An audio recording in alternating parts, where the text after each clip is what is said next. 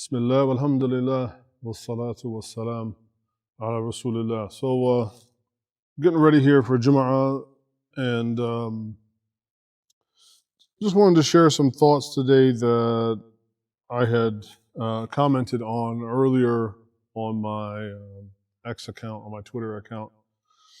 And this was after having had a chance to not only see and watch a number of the videos made by Dr. Bilal Butch Ware, the VP of the Green Party, a progressive party. I had a chance to actually attend, not only see some of his speeches online, but I actually had a chance to attend a speech recently that he gave in Los Angeles at the Islah LA fundraiser banquet. Well, I guess technically Islah LA Islah is in LA. The banquet was in Anaheim. And so I had a chance to attend this banquet. And it gave me a lot to think and reflect on in that what does the Progressive Party, what are some challenges or concerns should we have?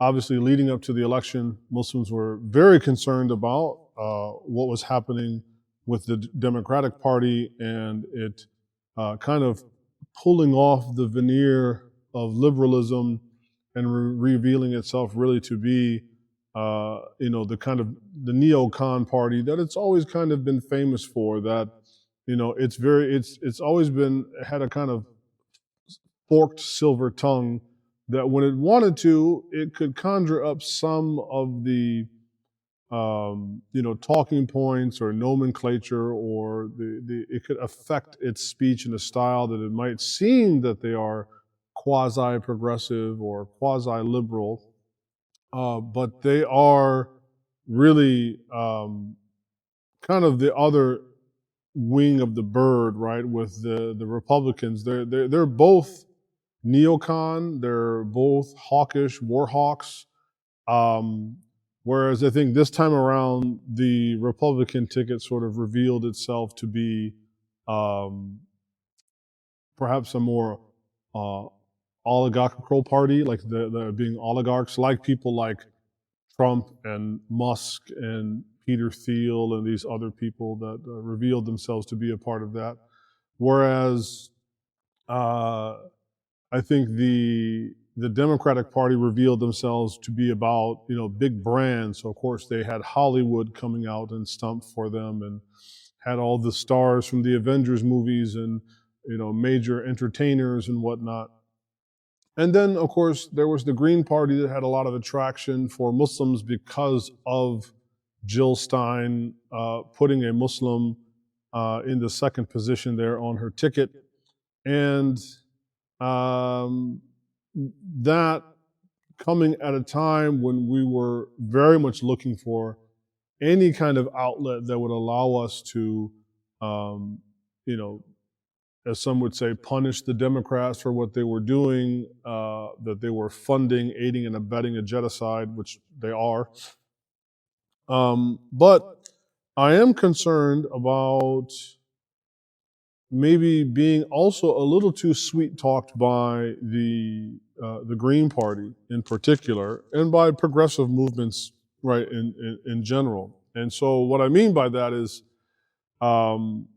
Dr. Ware he made a short video the other day in which he talked about how, even though the election is over, there's more plans for the Green Party and that he plans to stay a part of the Green Party, and that he welcomed Muslims to become a part of that party. And he spoke of welcoming Muslims to contribute to the Green Party with their ethics and their values. And a couple episodes ago, we actually spoke about this issue of speaking in terms of values.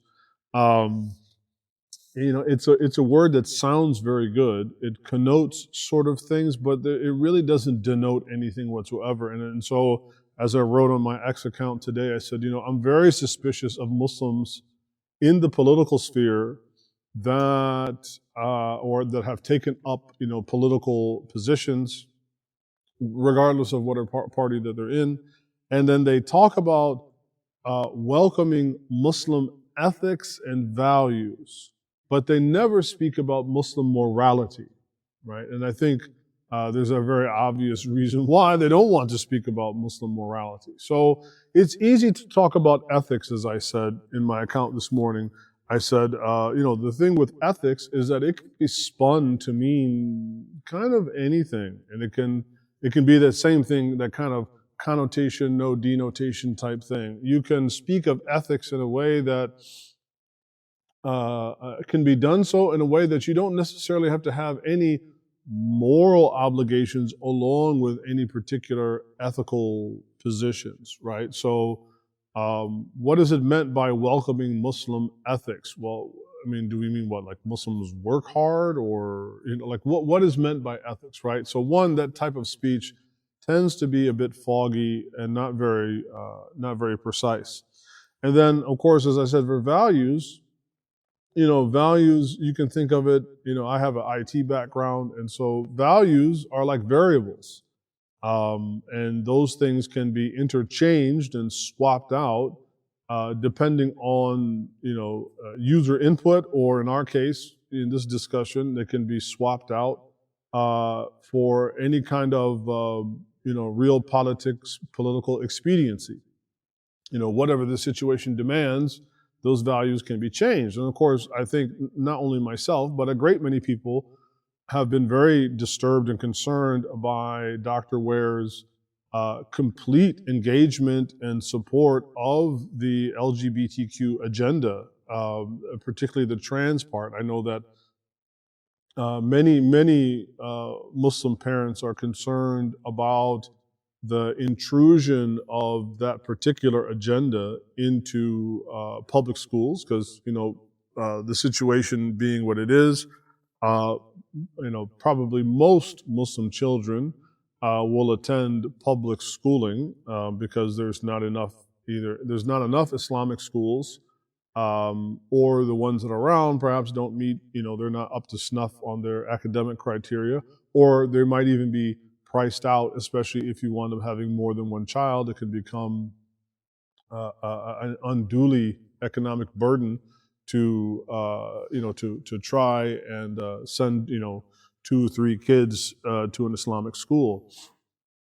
And so having to put their children in public schools is a great concern for people, because now they will be indoctrinated and exposed to that agenda, where they will be forced into, or they'll be very strongly forced to accept that as something not only normative, but even praiseworthy. And so once again, we find ourselves in this kind of quandary, in this quagmire with politics. And so sometimes people will ask, well, what is the solution? Well, I think, I don't pretend to have every single answer, but most certainly the solution cannot be the abandonment of morality.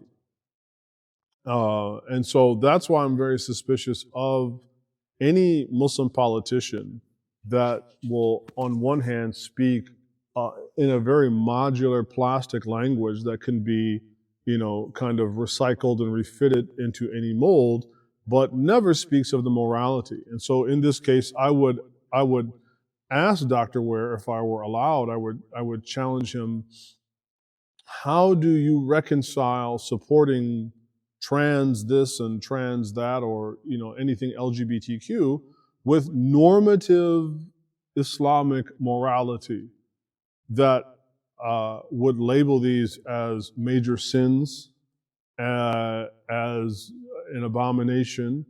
How do you reconcile that? And therefore, what is it meant then? What is it meant then that you welcome Muslims in that space? Do you welcome them with a kind of, I don't know, plastic, generic, toothless, domesticated ethics that might not disagree with, that kind of agenda? Will you welcome people whose values that would look upon that as utterly unacceptable? And most importantly, if you want to continue to keep invoking your Muslimness and you want to keep invoking Islam in this context, then why is it that you never speak of Islamic morality? Right now, I know that that's a term that can, certainly be laid at the. It certainly, comes out of a more Christian tradition, and this shouldn't be, somebody commented on X like, oh well, morality is a Christian term. I mean, yes and no.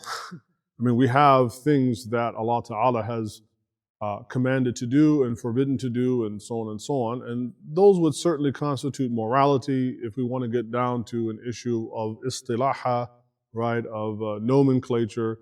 I think when we're speaking in English to an English-speaking Muslim audience, there will be inevitable.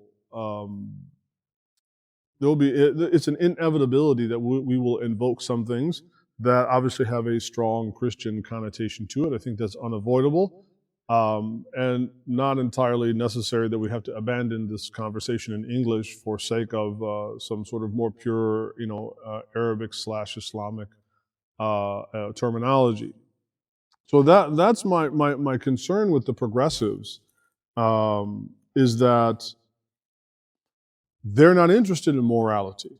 For them, morality is completely relative, and in fact, morality might be the enemy. So when it comes to things like abortion and their support of abortion, that while it's true, there is a range of differing opinions in Islam about abortion. None of them sanction a blank check to it. So there are differences of opinion. Does it begin at inception or after this many days, that many days, right? But there certainly comes a point where it becomes blameworthy to do so.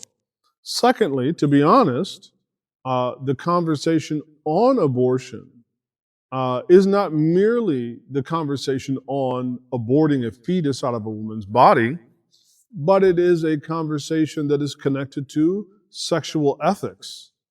I know they would like to limit the conversation to sexual preference, but this is where I get, well, what do you mean by ethics, right? Islamic sexual ethics and morality says, well, if you are creating a culture in which it is deemed ethical and moral to just have unlimited sexual partners and unlimited sexual opportunities, which will then create occurrences in which women will become pregnant, and then that undesired result of zina, right, or that undesired result of fornication is to abort the fetus.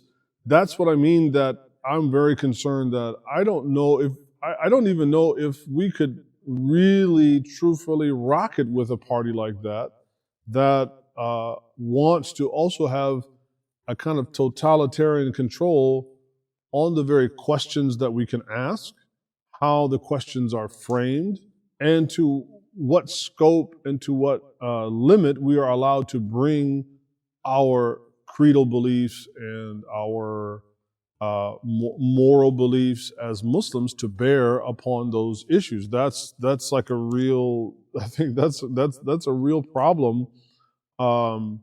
That might seem obvious now for the Democrats, how they've turned out to be, and of course we would all say, well, obviously for the Republicans, but I would say also for the progressives in general, and specifically for the Green Party.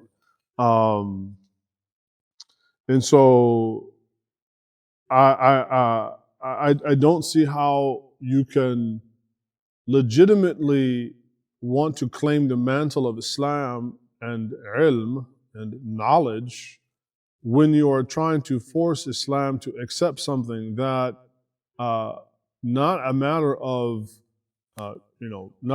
interpretation. Certain things are just simply, as we say, qat'i. They are beyond argument. Homosexual acts and desires are both equally impugned in the Quran. It's not only the act that is impugned and that is labeled an abomination and is haram, but also the desire itself. And so, as I said, I think what would result of any Muslims attempting to engage with the Green Party, being persuaded by the optics of a Muslim in there, is that it would result in a kind of shut up and dribble engagement with the Green Party, where, yes, come in with your optics as Muslims and come in on some false pretense of engaging and lending your, ethics and your values, but you have to check your aqidah, you have to check the awamir and the nahiyat. You have to check the commandments of Allah and the prohibitions of Allah at the door. You have to check the morality at the door. That would be essentially what it might amount to. As I said, it'd be like forcing us to gag ourselves in hopes of some perceived and promised political gain. And of course, what gain, even if we were to gain something in this life, what gain could be worth it in the next life if we are going to blatantly disobey Allah and then advocate for something that is haram and that it is something good and praiseworthy? So I just wanted to give a little bit of comment on that, and that's something that I spoke about today. The last part that I wrote on, I said this kind of Islam light pandering by progressives, liberals, Democrats, and the like only reveal the need for Muslims to seriously reconsider their mode of political participation. And I still kind of stand by that. So anyway, it is almost 11. Inshallah, I got to get ready for Jum'ah. And perhaps, inshallah, we'll see you over the weekend here at Middle Ground for some of our classes and activities.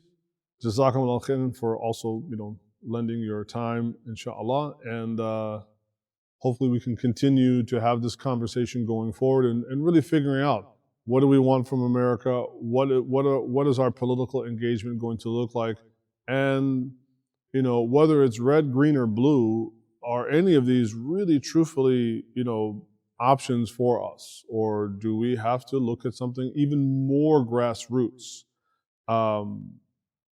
and by our own terms versus moving into somebody's kind of prefabricated political mansion and not having much room or say. It's like having a really tyrannical HOA. You can't make any changes, to the house.